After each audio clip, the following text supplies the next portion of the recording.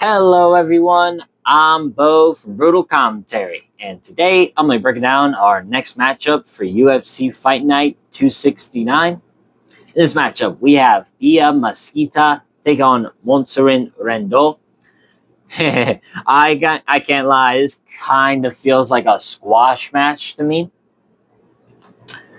as Bia Mesquita, very good prospect, I think. I know she's 34, but in the women's bantamweight division, she's, I think, a really good prospect. And stylistically, I think this is going to be a very, very tough matchup for Montse Rendon.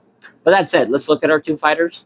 Starting with Montse Rendon. She's currently 7-1 as a pro, 4-1 in her last 5 fights. In the UFC, she's currently 2-3 in her last, she's currently 2-1 in the UFC, beating Tamiris Vidal, losing her first fight to Dayar Zelensdiakova, and then most recently, last September, defeated Alice Pereira, who, granted, doesn't really mean much to me. A 19-year-old with 5 fights to her name. Yeah, not really the most impressive win for Montse Rendon, but she got back on the win column, and that's what matters at the end of the day. Meanwhile, for Bia Mesquita, she's currently 6-0 as a pro, so naturally she's 5-0 in her last 5 fights. She just made her UFC debut last October, where she submitted Ariane Aliskeva in what was pretty much a dominant fight for Bia Mesquita. Absolutely no troubles whatsoever. Now, more specifically, to kind of segue into my let's get down to the breakdown to kind of explain why I think this is a squash match, let me give you the idea of who Bia Mesquita is. As I said, she's 34. Not really much of a prospect, right? She'll be 35 next month. But she did come into MMA late. But here's why. She is one of the most accomplished women's jiu-jitsu practitioners in history. And in the last decade, might be the best female grappler if we're talking like pure jiu-jitsu.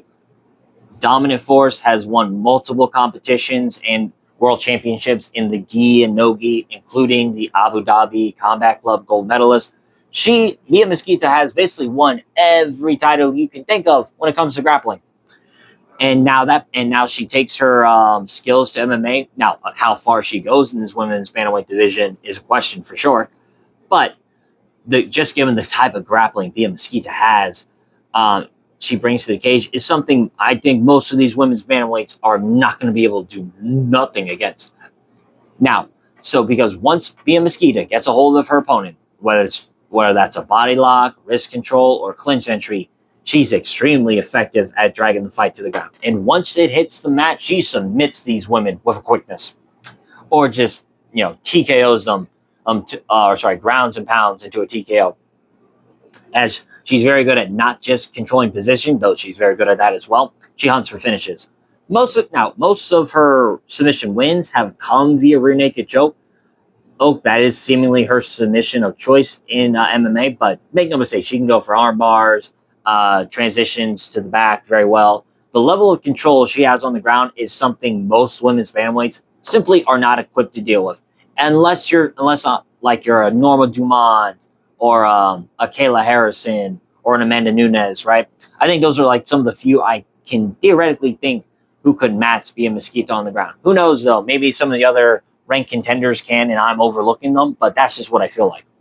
Now, obviously, for Bia Mesquita, the striking is still a work in progress. Not polished, but she's working at American Top Team, which is one of the best camps in the world. So I definitely think they're going to do a good job of rounding out Bia Mesquita's skills, because she works with great grapplers who have developed good striking, like Renato Moicano or Chris Duncan. So the key for Mesquita in this fight is going to be very simple. Close the distance. Because if she can get a clinch and bring the fight to the ground, that's where her world-class skills are set to take over. Now, looking at Montse Rendon, she does have some advantages in this fight. She is going to be the taller fighter, because Bia Mesquita, not that tall for the division. She's 5'4". Rendon is 5'8". So she's going to be 4 inches taller, and she has a slight reach advantage. She has a 68-inch reach. Now, granted, she only has 0.5 inches of reach, an advantage over Mesquita, because Mesquita is 67.5. Not that much difference, but being the taller fighter will have its advantages in this fight.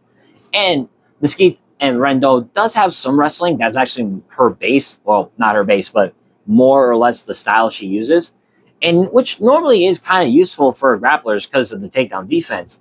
But in this particular matchup, that's not going to be enough, I don't think, because Mesquita's grappling isn't just strong. It's far more advanced than the typical wrestling-based control game. Another concern is for Rendon is speed. She's just so damn slow. Even in her fight with Alice Pereira, Pereira was the faster of the two. It's just Rendon did an okay job of cutting the cage and simply had the better cardio. But in this type of matchup, that slowness she has, like I said, she's just so damn slow, is going to be terrible for this matchup, especially because it's going to be difficult for Rendon to avoid clinch attempts by Mesquita. And once the fight hits the ground, the gap in grappling skills is canyon wide. So really, I mean, so when you think of like how this goes stylistically and how the clash goes, it really just comes down to, can Rendon keep this fight standing? Can she use her reach, maintain distance, and avoid clinch exchanges? She could theoretically make it competitive on the feet. I say theoretically because, we'll see how good Mesquita's grappling has evolved in between fights. But if Mesquita closes distance and gets a hold of Rendon, this fight is going to be hers very quickly. Because once Mesquita establishes top position or finds a submission setup, her finishing abilities become extremely dangerous. And historically, fighters without elite grappling backgrounds struggle badly in those positions against high-level jiu-jitsu specialists. So, for my official prediction, I'm obviously going Bia Mesquita. I'm going to pick her via submission in this fight. I think the grappling gap is just far too large. And once this hits the mat, you're going to see why it's very large.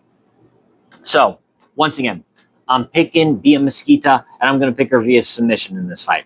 But with that said, that has been my breakdown of this matchup. If you enjoyed the video, like, subscribe, and leave a comment down below on who you think's going to win. But until then, I have been Bo from Brutal Commentary.